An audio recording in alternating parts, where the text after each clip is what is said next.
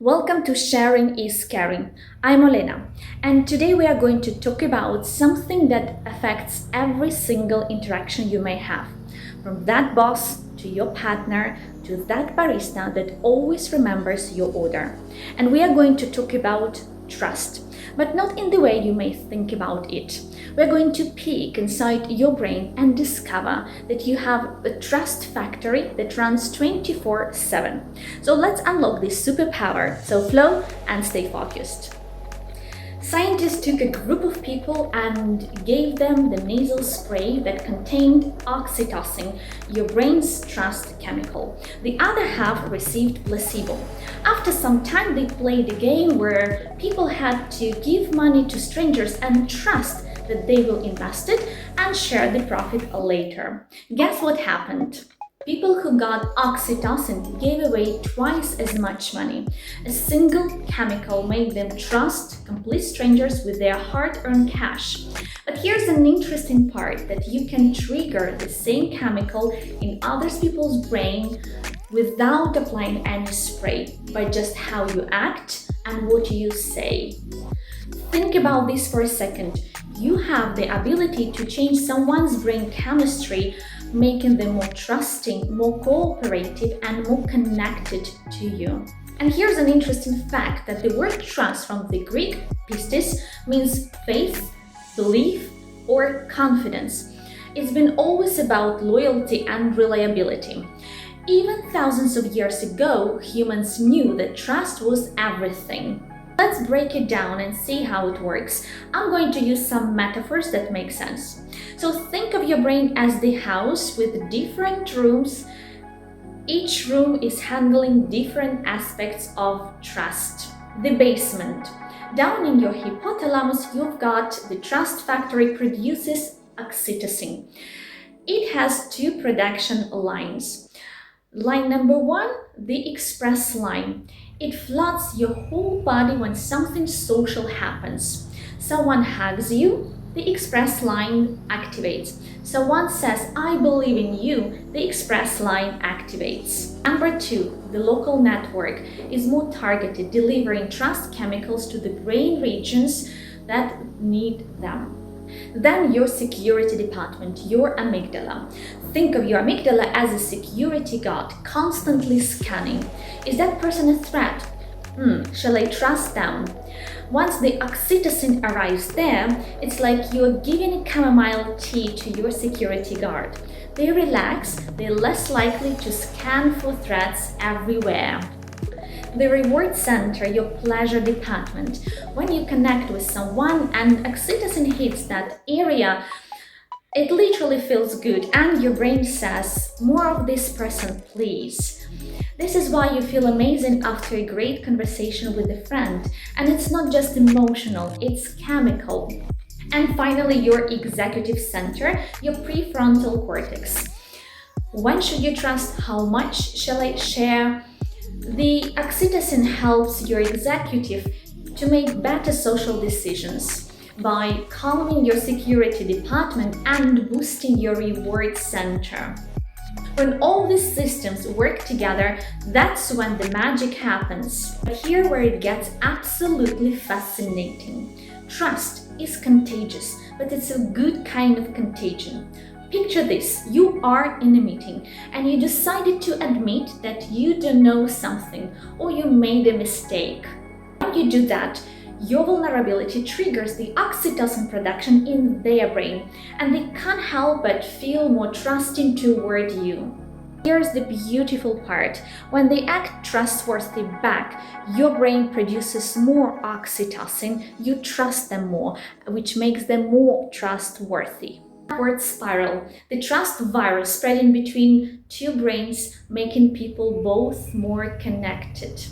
This is why just be yourself works when you're being vulnerable. You're not just being authentic, you are actually triggering neurochemical cascade in other person's brain.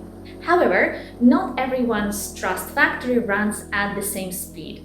Research suggests that people fall into three categories. The first category is high trust person. 20% of people Their trust factory runs at maximum capacity.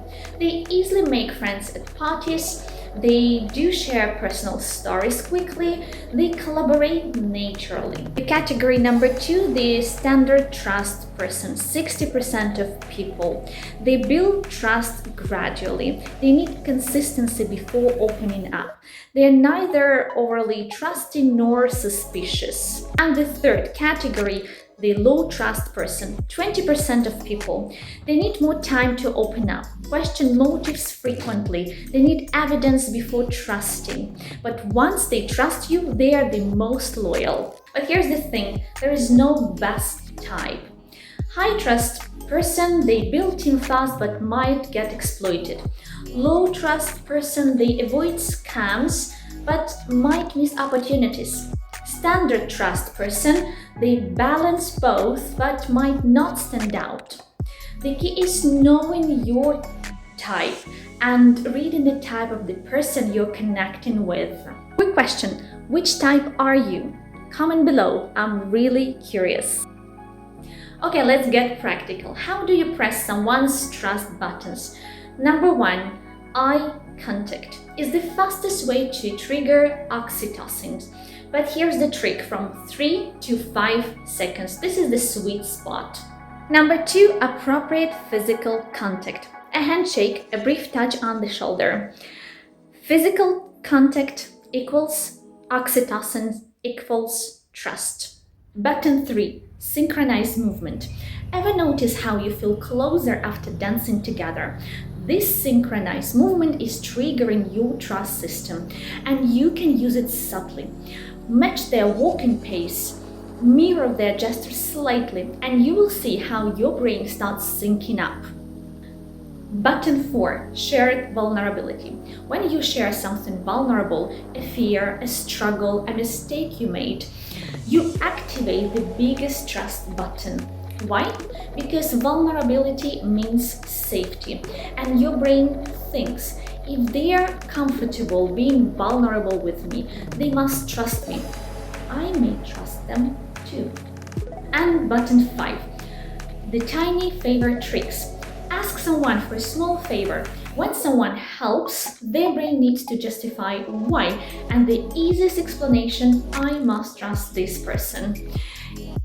They start trusting you more and act it as if they already trust you. Now we need to talk about when your trust systems break down. Number 1 is high-stress workplaces, is where your security guard, do you remember, is on constant alert. Everyone's trust factory shuts down. Past betrayals can permanently damage your trust system. That colleague who seems suspicious of everything, their trust system must be damaged. Competitive environments make trust biologically difficult, as your brain sees others as threats. Sometimes social media, because it particularly rewards artificial connections over social vulnerability. Here are some signs when someone's trust system is compromised. They question your motives frequently, they refuse to share their personal information, they can't make collaborative decisions, and they flip from friendly to defensive randomly. And if you notice these signs, note it's not about you. Their trust factory is in protective mode. Move slower, be more consistent, give more time. And here is why all this matters for your real life. When you successfully activate someone's oxytocin system, you create a biological amplifier for every future interaction. And think about someone who always has your back. Why do you give them the benefits of the doubt? Why are you more open to their ideas?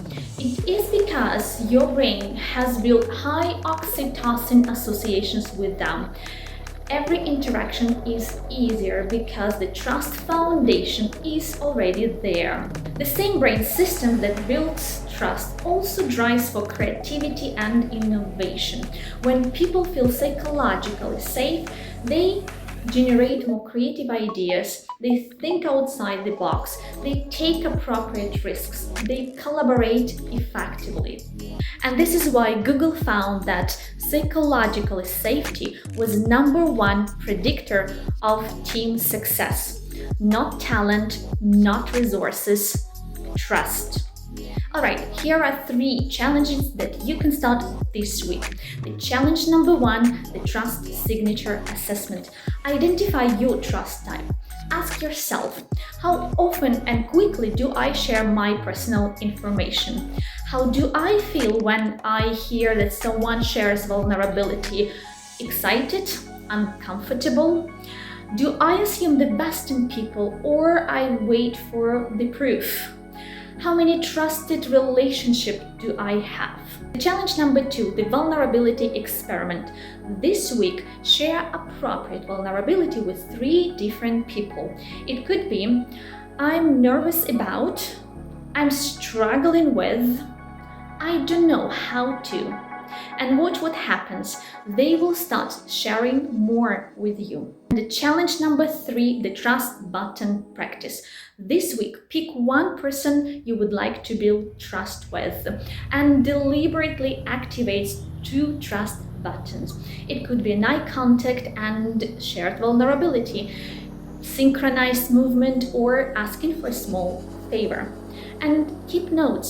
Observe what happened. How did they react? How did you feel? What changed? Okay, here what we've learned today. Trust isn't feeling. It's a biological system running in your brain right now. You have the trust factory producing oxytocin that changes how you perceive and interact with others. Trust is contagious, but it's a good contagion. When you demonstrate trust, you trigger it in others. Everyone has a trust signature. Understanding yours and reading it in others gives you the relationships roadmap. And you can deliberately activate trust through eye contact from 2 to 5 seconds, appropriate touch, synchronized movement, shared vulnerability, or asking for a small favor. Here is my final thought.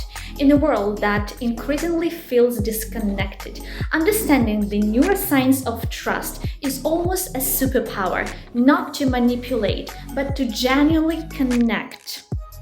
Because at the end of the day, the quality of your life is determined by the quality of your relationships, and the quality of your relationships is determined by trust. Master your brain's trust system, and you master the fundamental operating system of human connection. And try those 3 challenges this week and let me know what you've discovered. Comment below. And I really want to know, are you a high trust, standard trust, or low trust person? Comment below. And if you found it valuable, hit that like and subscribe, and see you in the next video. And yes, flow and stay focused.